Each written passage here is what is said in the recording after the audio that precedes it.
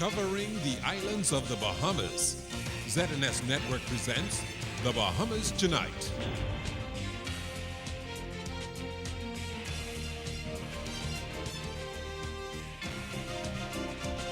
This portion of the news is brought to you by McDonald's. McDonald's, I'm loving it. Good evening, everyone. I'm Clint Watson. Thanks so much for joining us. Officials tonight are investigating to find out how two construction workers at the Lynden Pindling International Airport were hurt. Two men are hospitalized after a crane reportedly fell on them today. The incident took place just before noon. The Nassau Airport Development Company said that safety is a priority for both NAD and contractors, and there is an excellent safety record on construction site with no lost time accidents until today. Meantime, NAD will be working with all contractors to investigate and determine the cause of the accident. Well, today marked the final cabinet meeting of the Free National Movement's third non-consecutive administration. Prime Minister Hubert Ingham told reporters that he's very satisfied with the government's accomplishments over the past 5 years. Altavis Munnings has a report tonight. The weekly cabinet meeting is traditionally held on Tuesdays. However, the final cabinet meeting of the Ingham administration took place right here Friday morning, sometime after 11 o'clock, and lasted for about an hour and a half. Prime Minister Hubert Ingham allowing the media unprecedented access into this final meeting, where a number of items were tabled, including saying goodbye to some of the colleagues who won't be returning here. First on the agenda, though, was approval for redevelopment in Cotton Bay, Eleuthera. The price is something in the neighborhood of an $80 million development for Eleuthera, which is, quite substantial and significant, which will require some additional works to be done in the area, including making certain that the airport is in good order for people to fly in there on commercial flights.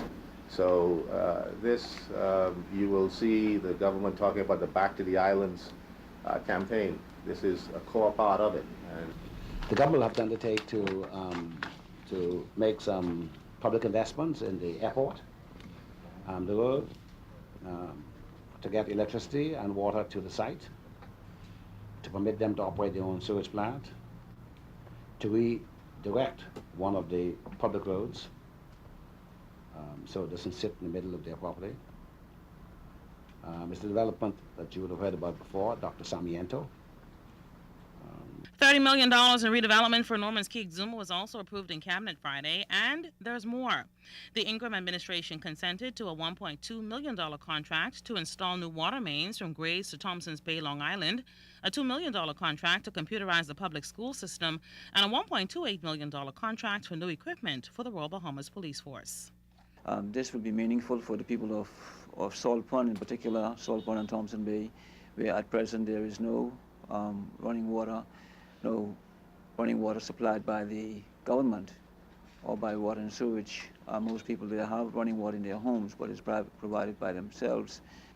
We're going to invest initially in some 802 desktop computers, some 339 laptop computers, with the appropriate educational software, the 333 interactive whiteboards, 340 multimedia projectors. We have approved a contract to purchase 5 additional fire trucks for the police. Of those 5, 3 are for New Providence, 2 for Grand Bahama. One of them is a 2,000-gallon tanker, a single cab. 2 are 1,000-gallon pumpers, double cab, and 2 1,000 gallons single cab pumper. And with Election Day just a short time away, the Ingham cabinet, who mostly wore red ties Friday, hopes these plans will remain in the pipeline, whether the Free National Movement becomes the next government or not. A government that comes to office has the opportunity to determine whether or not it considers a matter to be in the best interest of the country, or whether it's a matter that it's a priority for them.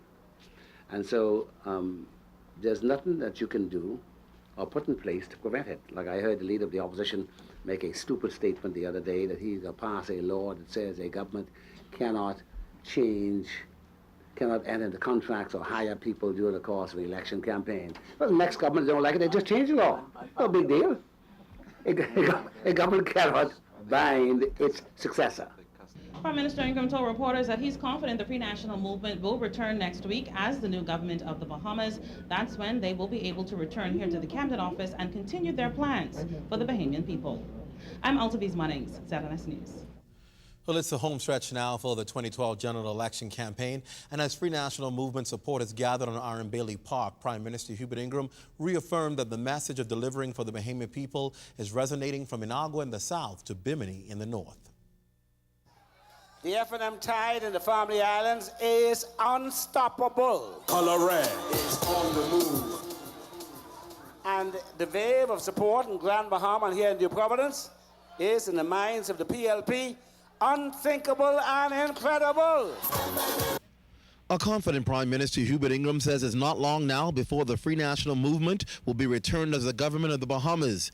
With just 3 days left till Election Day, Mr. Ingram told supporters that victory is in sight. According to the nation's leader, one of the critical areas of this campaign that became the PLP's downfall is what he termed ducking the issue of leadership. Leadership requires courage.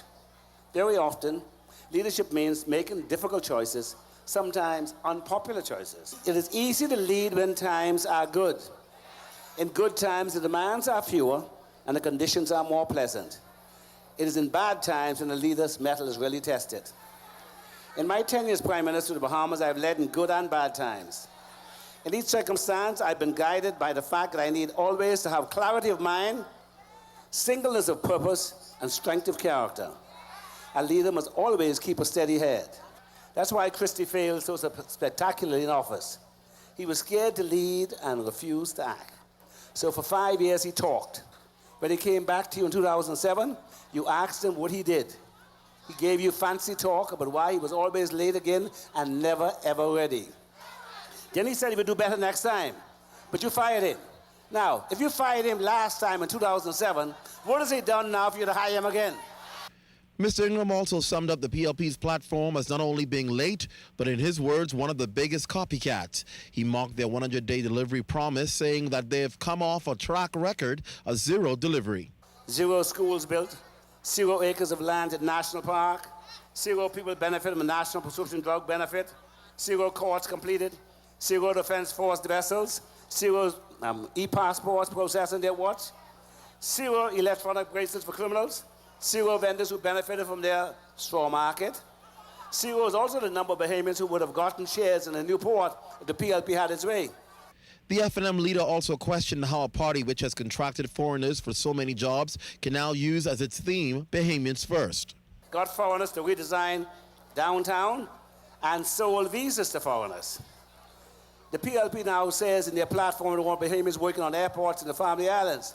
It's the same party that went to a foreigner to design an airport terminal in Marsh Harbor. Secondly, these same people who love foreigners so much hired a foreign director of works, foreign director of legal affairs. On the issue of oil, Mr. Ingram says Mr. Christie's silence on the matter speaks volumes, but he chose to respond to the PLP leader's claims that the F&M has been involved in the practice of issuing contracts during the election season to secure votes. Mr. Christie vowed to put in place laws that prohibits this practice, but Mr. Ingram responded this way. Some of the biggest contracts issued by the PLP were issued at election time. On the 27th day of April, 5 days before the general election, they signed the airport contract for the airport people to be managed by a foreign company. It was in the same month of April that they signed the deal to give the oil company this license for the oil. And shortly thereafter, Christie became their consultant. Mr. Ingram says it's hard to imagine 5 more years for the PLP-led government considering the scandals and ineffective leadership, which in his view has skewed their term in office. Well, last night the hierarchy of the PLP made a stop in Freeport for a mass rally. As Shashina Roll tells us, the party went all out to convince voters that the PLP is the best choice for Grand Bahama at this time. Is the time for the PLP to win the general election, and we begin it right here in Grand Bahama. PLP! Scores of vibrant PLP supporters heard from the leader of the Progressive Liberal Party, the Right Honorable Perry Christie, who shared how he plans to revive Grand Bahama's economy if successful on May 7th. My government will facilitate the relocation of the residents of Hunters and surrounding areas. Duty-free concessions under the Family Island Development Act will be extended to East and West Grand Bahama. We will work with all stakeholders to ensure the success of agriculture in Grand Bahama. Mr. Christie says the Bahamas has had 3 international downgrades for the economy under the F&M administration. He contends that the F&M cannot manage tourism, and he can prove it. According to Christie, he has a record of an internal memo from the current Minister of Tourism, Vincent Vanderpool Wallace, admitting a gigantic failure in Grand Bahama's tourism economy. This is the Minister of Tourism who's talking. There is ample evidence of the complete collapse of proper marketing services management within my ministry over the last few years. He says, an executive, and I quote, was supposed to act as the executive director of the Grand Bahama Island Tourism Board, but he spends little time in Grand Bahama. The Minister of Tourism goes on to acknowledge, and I quote again, growing evidence of the management catastrophe that looms in Grand Bahama. The leader of the PLP says the F&M has failed this country, and in more ways than one. They can't reduce your energy costs. They cannot secure your borders. They cannot do roadworks projects without going $100 million over budget. They can't help you keep a home. They can't keep BDC in Bahamian hands, but they can put on a show at election time now.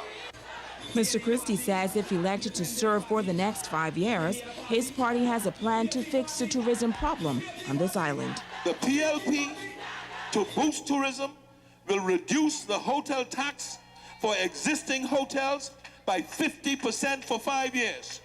And for new properties, the tax reduction extends for 10 years. We are going to make a massive, sustained, consistent effort to revive the economy of Grand Bahama, to get you jobs, to look at you smiling, to bring smiles on your faces, to bring joy back to the community in Grand Bahama. Mr. Christie contends that the PLP will make history come May 8th. The party's final rally on Grand Bahama will be held on Saturday. Shashina Roll, ZNS News.